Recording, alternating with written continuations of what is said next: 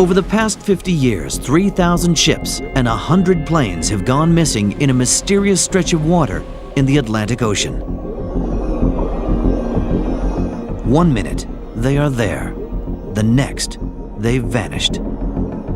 They all have one thing in common. They all ventured into the Bermuda Triangle.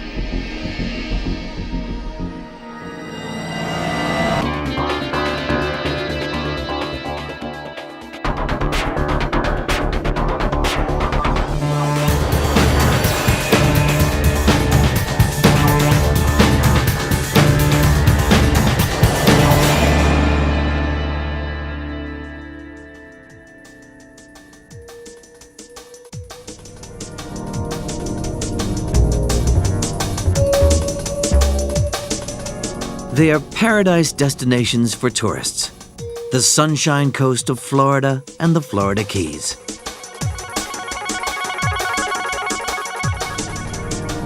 The sun-baked island of Puerto Rico and the Bahamas, and the beautiful coral seas of Bermuda.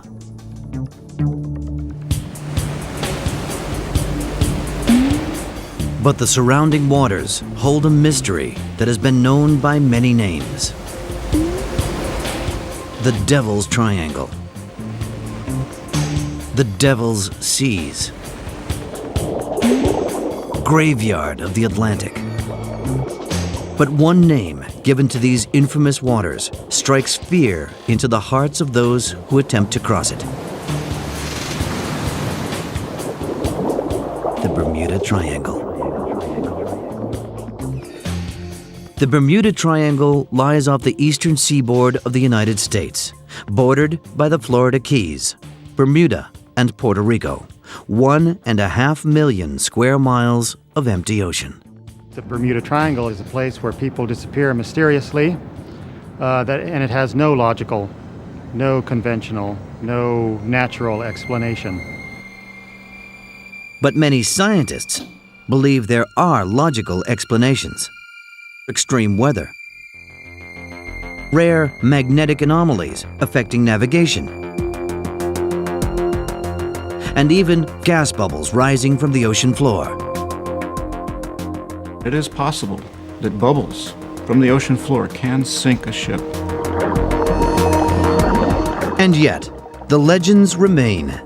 In places like Miami, where Navy aircraft disappeared on a routine exercise that cost the lives of 27 men. How can you lose 5 aircraft? And it's a good question. It's a question that still is around today. The Bahamas, where one man claims to have traveled through time.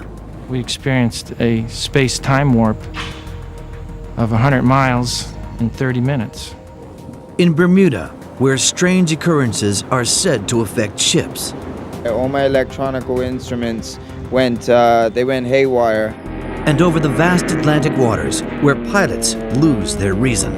The plane was shuddering and the instruments were gone and we didn't know what the hell was going on.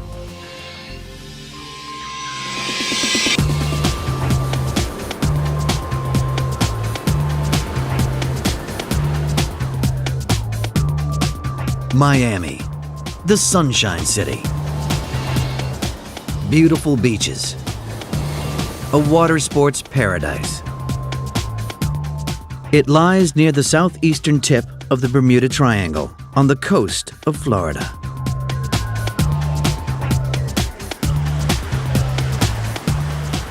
Miami's beaches attract 11 million visitors a year. It's a departure point for hundreds of cruise ships and flights over the Bermuda Triangle. Half a century ago, another flight from here terrified 2 young naval men.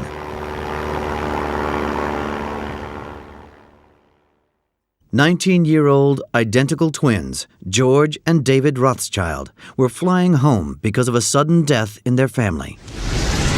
We were very anxious due to the fact that we were going to go to our father's funeral. The twins flew north from the Florida Keys over the waters of the Bermuda Triangle. We'd been flying for probably 20 or 30 minutes, and all of a sudden, the pilot yelled out, "The instruments are dead. We have no more instruments." And he became very frantic. With the instruments malfunctioning, the pilot had no idea where he was or even how much gas remained in the fuel tanks. He said, "I'm afraid we're going to run out of fuel." And he hollered to us, "Please look out the starboard window. What can you see? Look out the port window, go back and forth."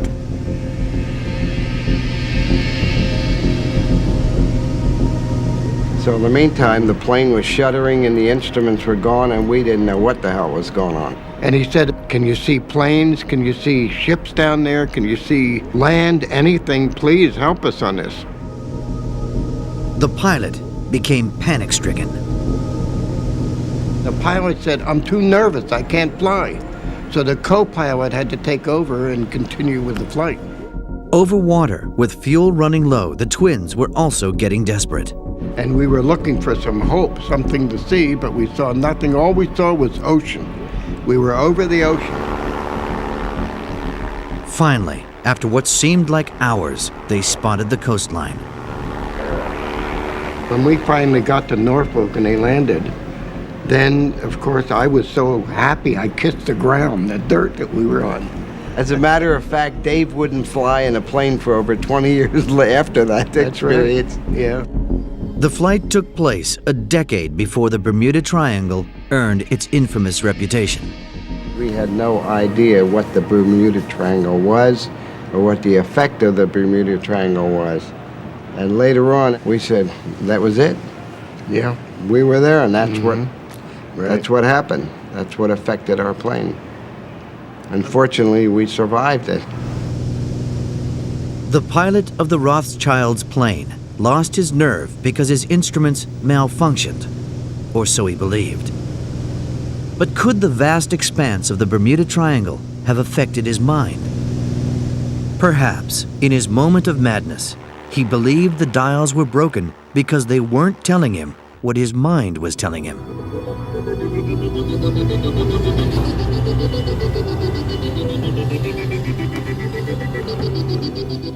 One man who knows how such confusion can happen is flying instructor Robert Grant. It's all part of the mind playing games, and you have to control it. I've been flying over water for several thousand hours, and when I get a long ways from land, the ears perk up. You start hearing sounds in the airplane that you haven't heard since the last time you were over open water. Grant is an expert on spatial disorientation, or vertigo, the condition where a pilot loses his sense of up and down and left to right and starts to panic. He flies over the Florida Keys, the southeastern tip of the Bermuda Triangle. Here, the afternoon heat haze can disguise where the sea ends and the sky begins. We fly the airplane by outside references, and our main outside reference that we fly by is the horizon. We can determine pitch up, pitch down, left and right turn by looking out at the horizon. And without the horizon, things become very, very difficult. With the haze, heavy haze in the summer, especially here, we can not differentiate between the sky and the water. There is no horizon, and that can lead to vertigo. And the confusion of vertigo can cause a pilot to make completely irrational decisions. Let's take, for instance, your airplane is going into, say, a right-hand turn. Your mind is telling you that you are actually going into a left-hand turn. So if you don't believe the instrument and you believe your mind, guess what happens? You turn more right. And the more right you turn, the more vertigo sets in. You know, spatial disorientation is another word that we use to describe that. And it's hard to explain, but let me tell you, when it happens, it's a very scary thing. And vertigo, unfortunately, has killed people. And if you don't recover from what's happening and believe your instruments and get the plane straight and level, you end up crashing.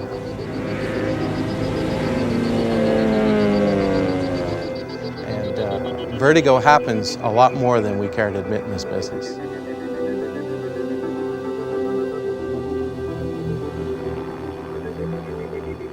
So, could vertigo have been responsible for the confusion of the Rothschild's pilot? Back in the 40s, those pilots were relying solely on a magnetic compass. And there was a certain amount of guesswork involved.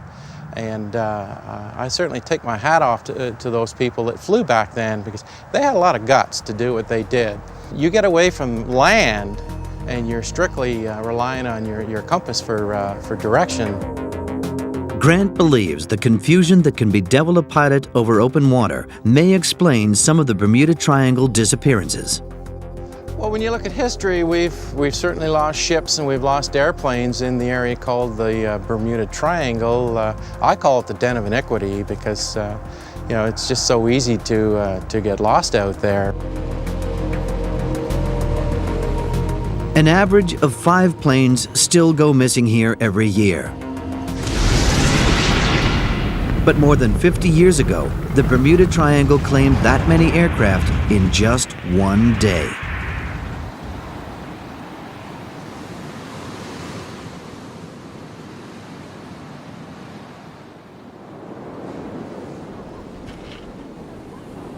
Florida, a magnet for sun worshippers from around the world.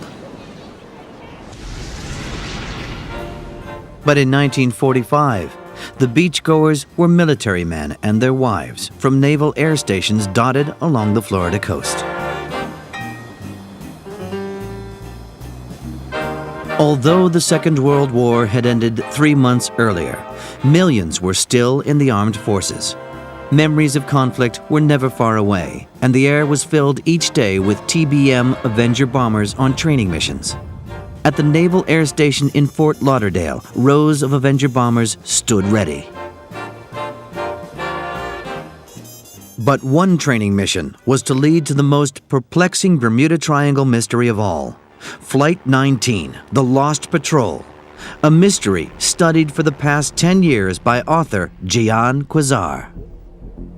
It was 2:10 p.m. in the afternoon, December 5, 1945. 5 Navy TBM Avenger bombers took off from Naval Air Station Fort Lauderdale for a routine training flight over the Atlantic.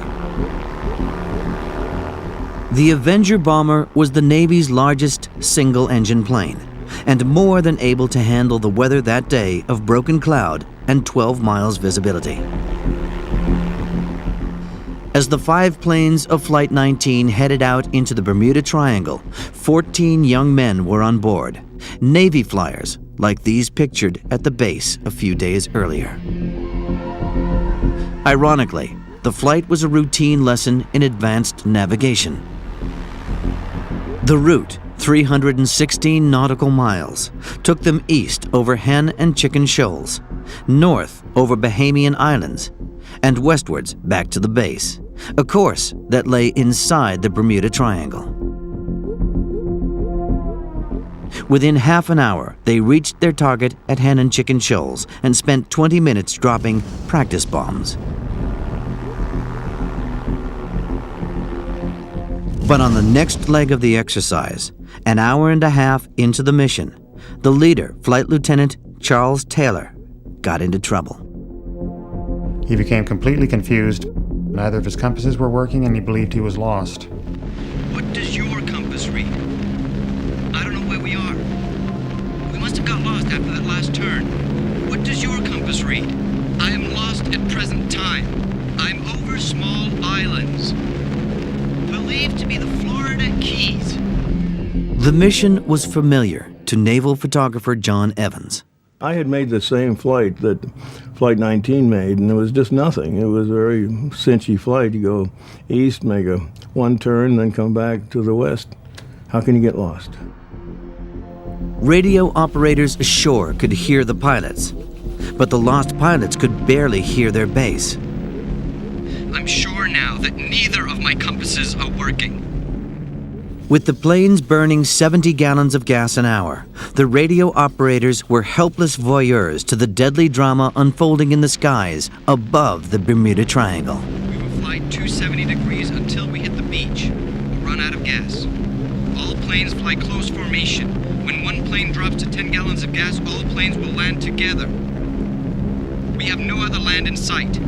By 6 p.m., with less than an hour's worth of fuel remaining, the radio messages became more desperate. We may have to ditch. We may have to ditch any minute. We may have to ditch.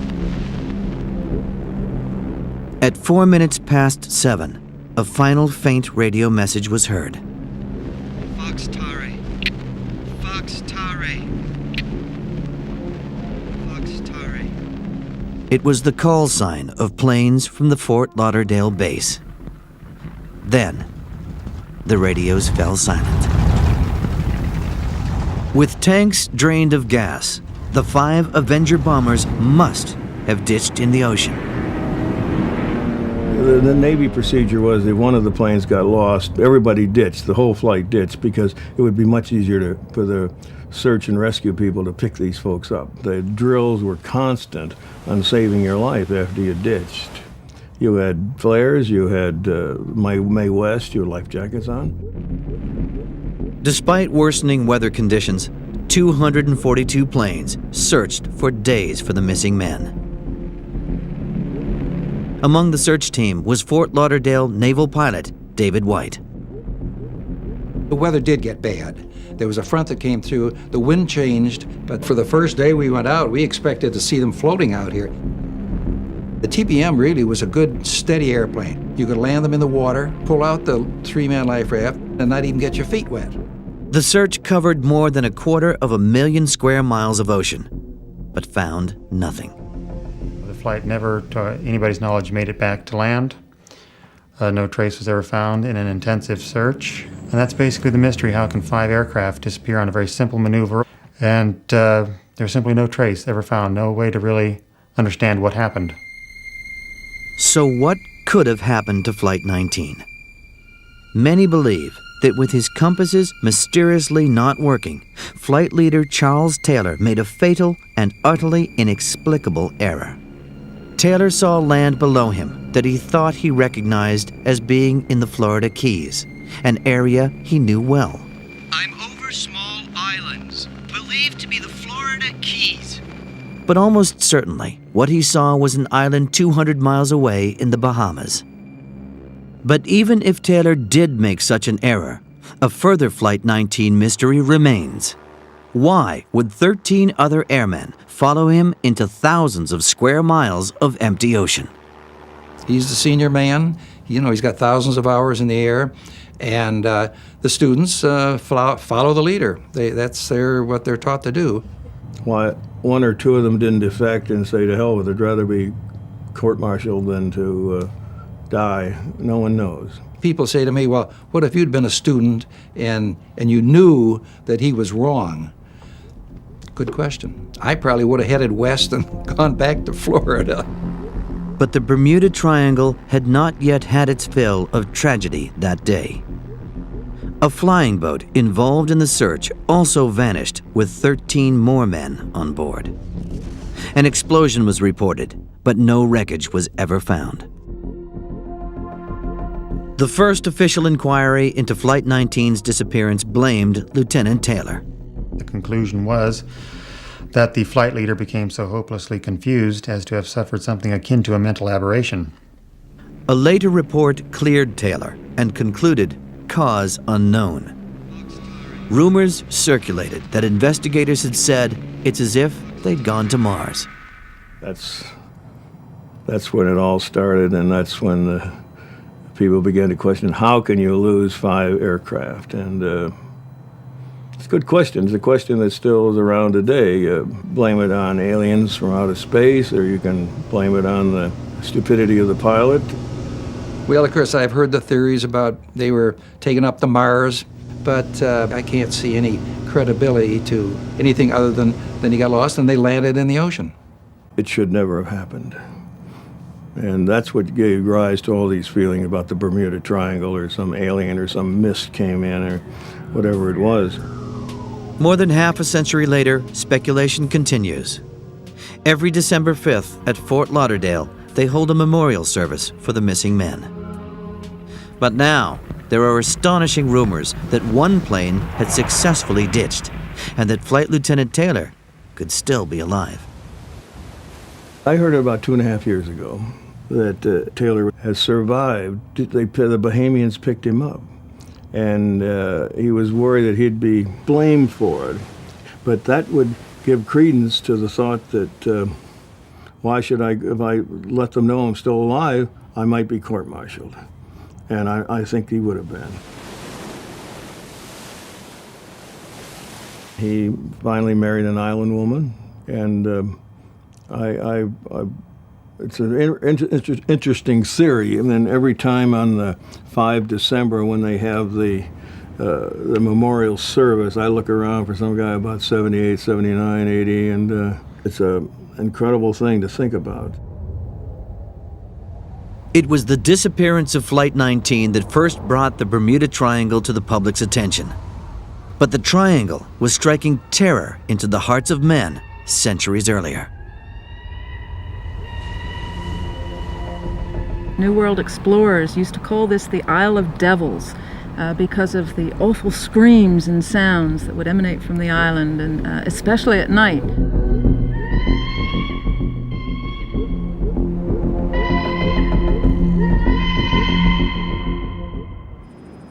By the late 1950s, the waters off the Florida coast were infamous. It was rumored that those who ventured into the Triangle disappeared without trace, like the 14 young men of Flight 19. The area was first called the Bermuda Triangle in 1955. Since then, many have attempted to explain the mystery. For years, one author has examined the facts behind each missing ship and plane and listed them all on his website. He is Gian Quasar. I first started merely to document the Bermuda Triangle. I was not setting myself up to solve it or to confirm any mystery. I wanted to see if it was still going on. Quasar discovered that it is still going on. The question is, why? What is so sudden that can cause a disappearance? It's hard to say. That's why there's the great mystery of the triangle. On average, 60 ships and 5 planes go missing each year in these mysterious waters. It's a mystery. It's a real-life mystery. It's a real-life detective story, and you're going to want to find the answer. Bermuda, the island that gave its name to the Bermuda Triangle.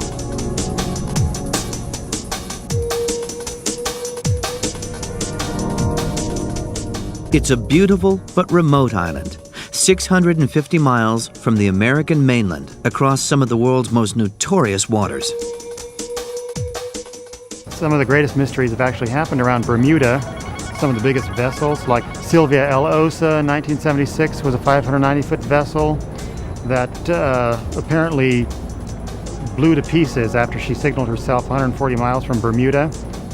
The cargo ship Poet in 1980, after signaling north of Bermuda, she vanished. The weather was choppy, but it was not enough to cause a 520-foot vessel to sink without cause.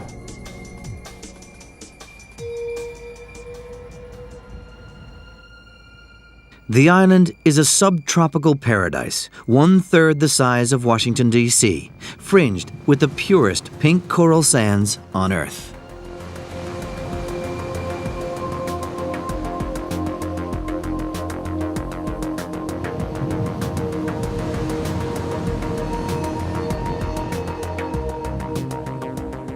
Each year, the 65,000 population swells with 500,000 visitors, most of them Americans arriving by cruise ship. We just got married. Yep, We're newlyweds on out our on a honeymoon. I love it Beautiful. here. I love the beach. The water is gorgeous. Be they residents or visitors, they are all greeted by one of the island's most well-known fixtures, Johnny Barnes. He's been here for decades, and now he has a statue in his honor.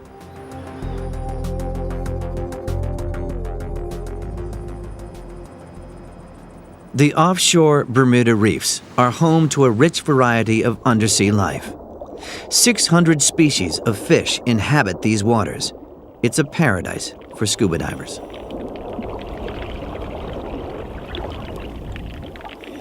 Although, with a few species you don't want to meet, unless they are safely behind glass.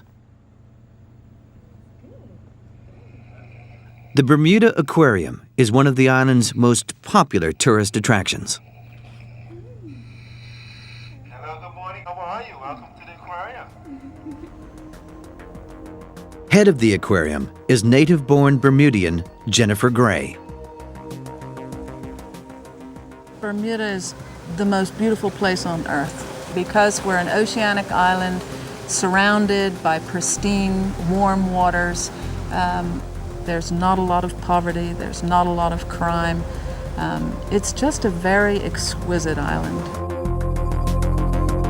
In centuries past, before the Bermuda Triangle gained its notoriety, nobody wanted to land here. It was a fearful place. Prior to colonization in the early 1600s, New World explorers used to call this the Isle of Devils because of the awful screams and sounds that would emanate from the island, and especially at night. And of course later, when they colonized the islands, they discovered that this noise was coming from the endemic cahao, very rare bird that's known only to Bermuda, and also pigs that had come off of shipwrecks.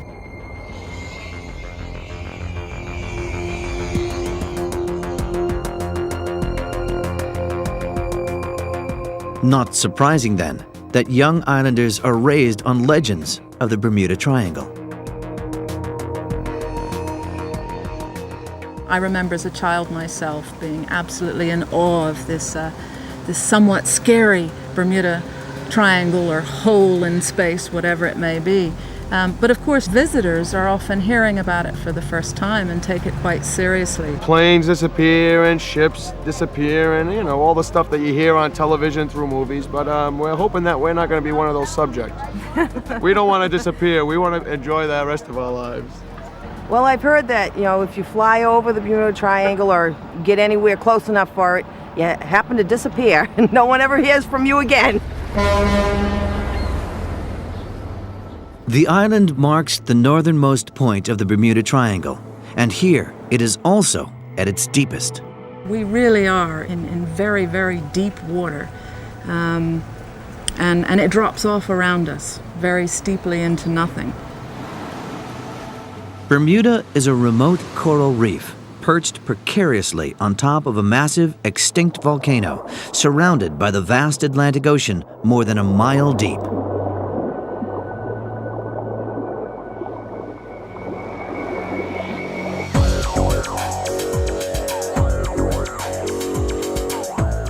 One man who knows these waters well is fisherman Sloan Wakefield. And he has a wary respect for the surrounding seas. The waters here, you really have to know them. You don't want to be caught in an area where there's reef and you're not sure where you are, because a boat drawing any more than 2 feet of water will run aground. To describe it in a nutshell, it's treacherous. Sloan and his crewman, Mark Moran, catch wahoo and mahi-mahi for local restaurants and marlin for sporting fun.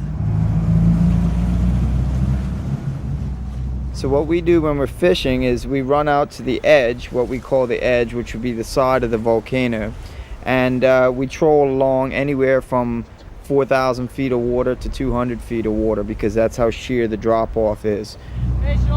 The fishermen believe that some Bermuda Triangle disappearances can be attributed to natural causes, like the weather.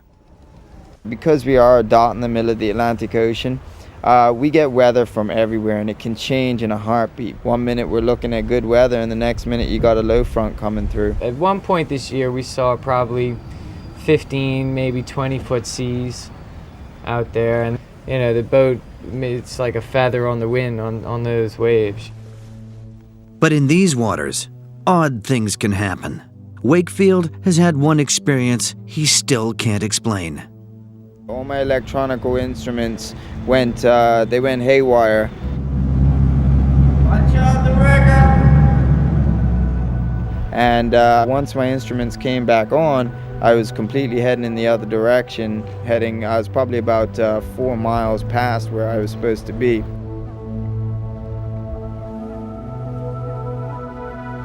A lot of people were saying, oh, your instruments might have been shorting out. They've never shorted out before that, and they haven't shorted out since. That's the encounter that I personally have had with what's called the Bermuda Triangle.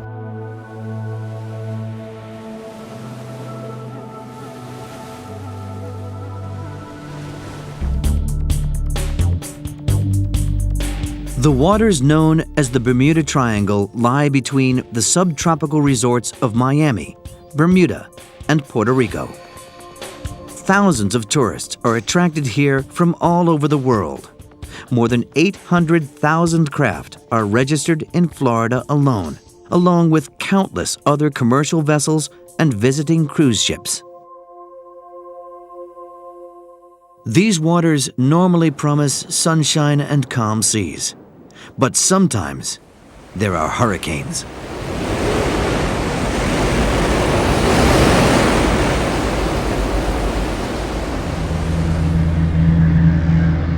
Atlantic hurricanes are born off the African coast, feeding on energy and moisture from the warm tropical waters. The tracks of these storms reveal how, over the past 100 years, they head for America and how often they veer off towards the Bermuda Triangle.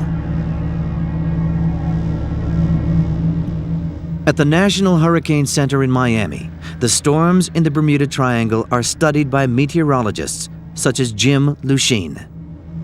Hurricanes are very frequent out in the Bermuda Triangle area there. In fact, more hurricanes in that particular area than any other in the Atlantic Basin. And a hurricane is a sailor's greatest fear. The mariner may not know which way to look. Sometimes the weather may be coming from one direction, sometimes it may be coming from the other direction. In November 2001, the media besieged the Miami Weather Center as Hurricane Michelle bore down on this corner of the triangle. And we expect these winds regardless of where Michelle actually goes. As Michelle devastated the island of Cuba, residents were ordered to evacuate the Florida Keys. At the last moment, Michelle weakened a little and swerved away into the Atlantic. The whole of Florida, however, was lashed with rain. As night fell and the downpour reached Miami, tourists at South Beach celebrated their narrow escape with a hurricane party.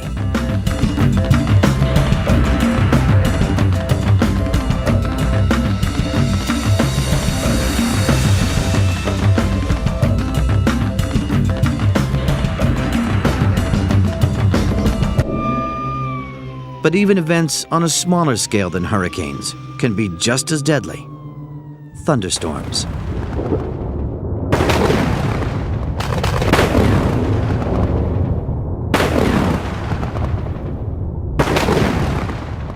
Thunderstorms are one plausible explanation for some of the mysteries of the Bermuda Triangle, like the disappearance of an historic ship in 1986. The Pride of Baltimore vanished suddenly from radar screens 240 miles north of Puerto Rico. The disappearance was a complete mystery. Then 4 days and 7 hours later, 8 survivors were found.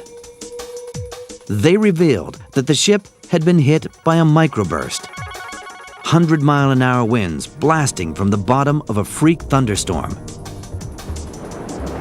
There were some very strong thunderstorms in the area, but what happened was a very small-scale microburst occurred right in the vicinity of this tall ship, which was sunk in the downburst, we think, with unfortunately a great loss of life. And that's what happens in these downbursts, and those are probably responsible for some of the sinkings in the ocean and in the Bermuda Triangle. But there are other, even more unpredictable dangers in the Bermuda Triangle. Waterspouts.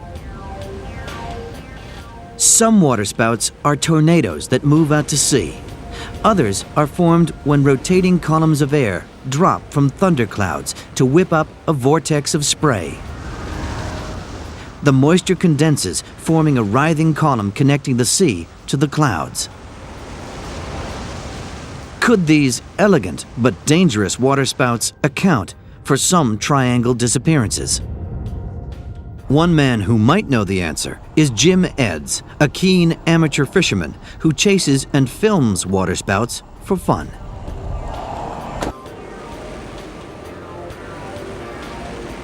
It's going to be coming across the frame here. Really moving pretty good. Quick, quick, run!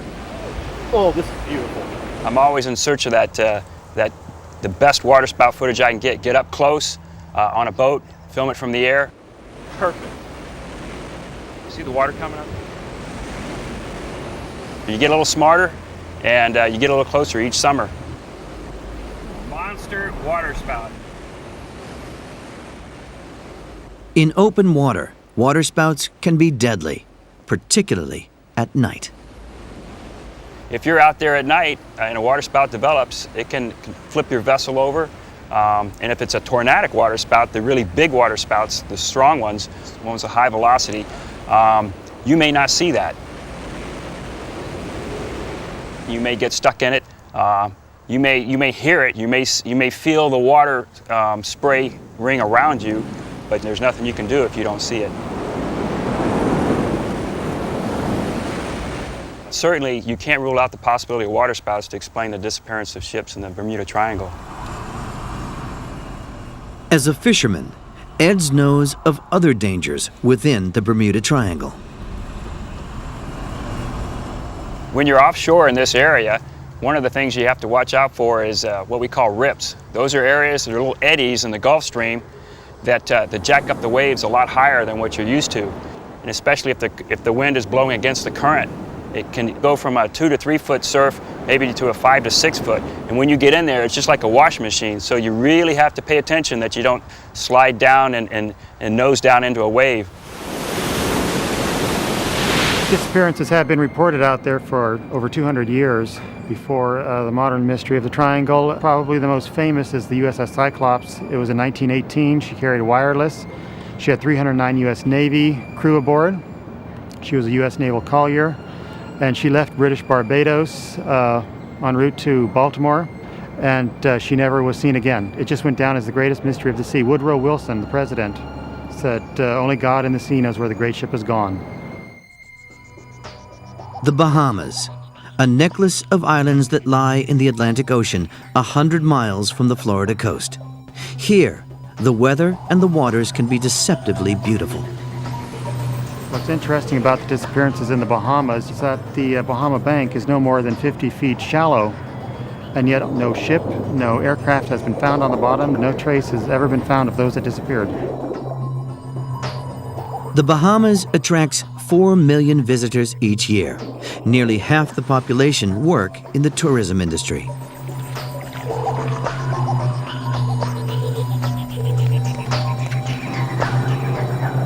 Boating is one of the most popular attractions among the 700 islands, only 23 of which are inhabited. The main danger around here is the Bahamas is a very beautiful place, and people often get a false sense of security in terms of the danger that they may face. We have cold fronts that sweep across from Florida, and in a matter of an hour can change the weather from just the perfect day to an absolute nightmare. It often means coastal boating can be quite dangerous.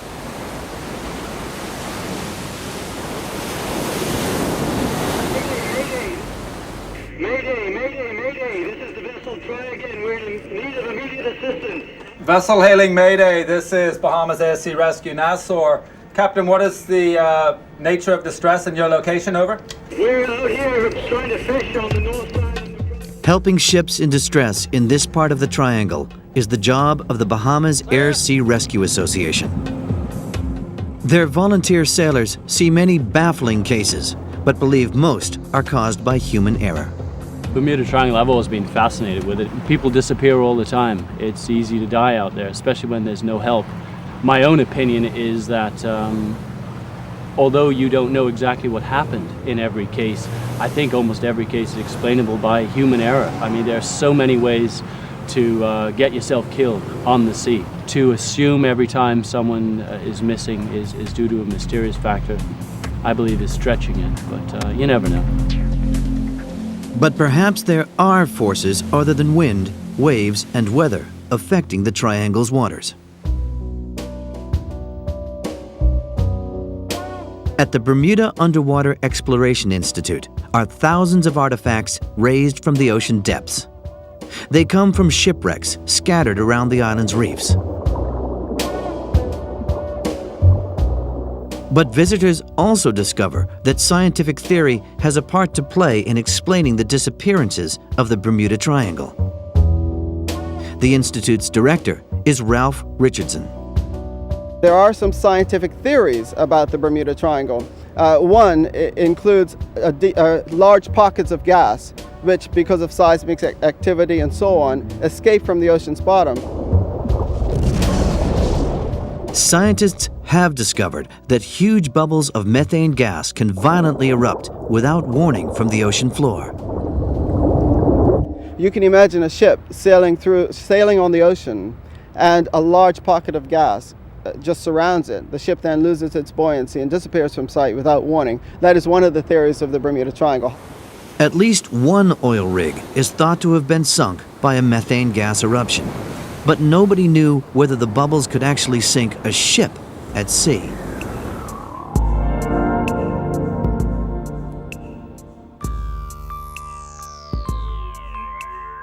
Bruce DiNardo, an expert in fluid dynamics at the Naval Postgraduate School in Monterey, California, is now researching just how dangerous those bubbles can be.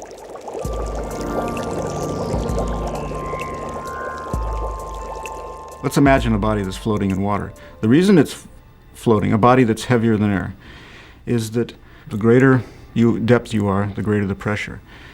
So a body, along its bottom, it's going to feel this greater pressure, and the pressure will keep it floating. If you add bubbles, you lower the density of the water. The bubbles take up space, the volume of the water will expand, but the mass of the water stays the same. So the buoyant force will decrease. As I increase the amount of bubbles, the ball will sit deeper in the fluid. And eventually we get to a critical point where the ball sinks.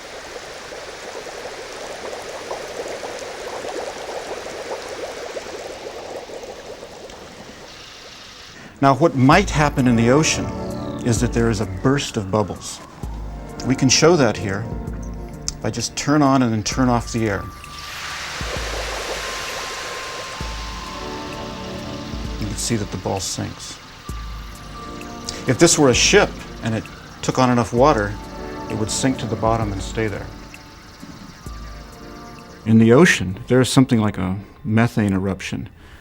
The source of bubbles will be localized. They will rise, but there'll be water outside where there are no bubbles. But the fact that it can sink there is, to me, that's proof that a ship can sink in the ocean. I don't need to say, I wouldn't even say theoretically. I mean, it is possible that bubbles from the ocean floor can sink a ship. Methane gas eruptions may account for some missing ships, but they can never answer all the questions. I believe we will solve it eventually, so long as we don't deny that it does go on. But there is one story of the Bermuda Triangle that seems to defy every rational explanation, a tale that, if true, would bend the very laws of nature.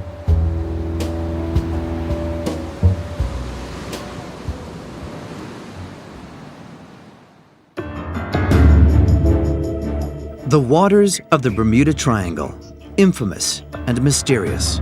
But do more ships and planes vanish here than anywhere else on Earth? What sets the triangle apart from other oceans is that there is a higher number of disappearances of both ships and aircraft in the area. There are other sections of ocean where there is comparable traffic, where the Coast Guard answers an equal number of maydays. But in the triangle, there is a greater proportion of disappearances where nothing is found. There is no SOS usually. There's no electronic maydays issued. There's no trace found in most instances. And those disappearances have spawned some fantastic theories. There are those who believe that UFOs from outer or inner space are kidnapping people. There are those who believe that the electromagnetic phenomena are capable of causing dimensional transmutations and time warps, time tunnels. They're all reported out there. One of those time discrepancies is said to have happened here in the Bahamas. Property developer Bruce Gernon has been flying to and from here for more than 30 years. But no flight was as strange as the one he made with his father on the 4th of December, 1970. Father and son planned to fly from Andros Town Airport in the Bahamas, heading more than 100 miles across the sea to Palm Beach. The weather was fine as they took off, just after 3 p.m. The first unusual thing that I saw that day was a lenticular cloud that was hovering over the Great Bahama Bank, at least 60,000 feet high. And my airplane wasn't capable of flying over it. It was very intense with huge flashes going on rapidly at a random pace. I noticed an opening in the clouds, like a huge U-shaped opening. But as I approached it, the top of the opening closed and it became a horizontal tunnel that appeared to be between 10 and 15 miles long. And when the aircraft entered the tunnel, these lines appeared and they were rotating counterclockwise. It was difficult to keep it level and concentrate on the other end of the tunnel, which was aiming directly for Miami. Gernon says he emerged from the tunnel to find it closing behind him. His airplane soon became engulfed in a peculiar mist. I checked my instruments and they didn't appear to be working well. He claims that once inside this mist, the airplane disappeared. Air traffic control, he says, could no longer see him on their radar screens. We were caught inside this strange fog with the instruments malfunctioning and the air traffic controller unable to help us. And then the air traffic controller came back on the radio screaming that he had an airplane directly over Miami Beach. I looked at my watch and we had only been flying just over 30 minutes, so we should still be at least 80 or 90 miles away from Miami. Gernon landed at 3:48 p.m. I landed in Palm Beach, and the flight took only 45 minutes. And I had made that flight dozens of times before, and it always took about an hour and 20 minutes, sometimes an hour and a half. Gernon has never been able to come up with a rational explanation for how he made the flight so quickly. But despite the skepticism of others, he has never stopped searching for an answer. Well, after researching it for many years, I've come to the conclusion that we experienced a space-time warp of 100 miles in 30 minutes. Just didn't make sense until I started researching time and what it can do in the Bermuda Triangle. The flight changed Gernon's life. He is now writing a book about the experience. Miami, Bermuda, Puerto Rico, and the Bahamas are all popular tourist destinations attracting travelers from around the globe. Most enter and leave the Bermuda Triangle in safety. But still, the mystery remains. Pilot error, water spouts, hurricanes, riptides, thunderstorms, time warps, and disorientation. All possible explanations for this seemingly inexplicable mystery. The mystery of the Bermuda Triangle.